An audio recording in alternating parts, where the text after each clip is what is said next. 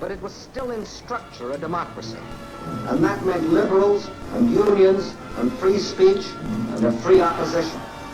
And the German leaders knew, as Frederick and Bismarck and the Kaiser had known, that you can't start ruthless aggression abroad without ruthless discipline at home. Therefore, the time had come for the Republic to be eliminated. To achieve this, they needed a tool, preaching the same old doctrine as his predecessors, the old doctrine that had never failed to arouse the German people.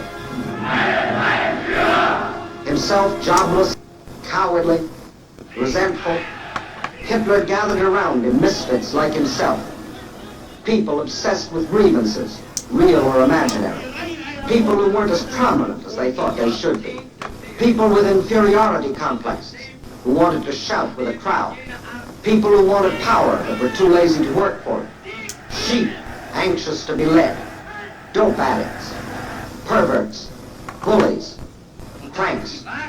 Unfortunately, though, backed by big business, who saw in him their chance at economic domination of the world, backed by thousands of ordinary Germans, all things to all men. To the workers, they promised higher wages. To the employers, lower wages. To the tenants, they promised lower rents. To the landlords, higher rents. To the farmer, higher prices. To the consumer, lower prices. But most of all, they promised revenge on the world. And by 1933, the Nazis received more votes than any other political party. And von Himmler, from this, it was only a step to the abolition of all political parties. In the new Reichstag, there was only one party, Hitler's party. In the new Reichstag, there was no debate. The deputies were stooges who applauded, got paid, went home. Trade unions were abolished. Instead, the German Labor Front, to discipline the workers and teach them what to think. Music, literature, all outlawed or destroyed, unless it supported what the German leaders were trying to sell. Scientists, physicians, their professions were banned to them unless they supported the Nazi ideology. Bismarck had added the industrialist as the fourth pillar of the warlike state. Hitler added a fifth, the professional gangsters, armed thugs to enforce his decrees.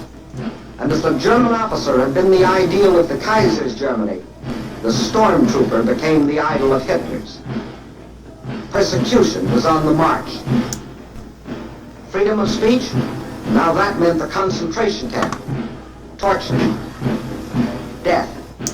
Freedom of religion? Riots and church burnings. Freedom of opinion? The executioner and his axe. Freedom of the press? The Gestapo took care of that.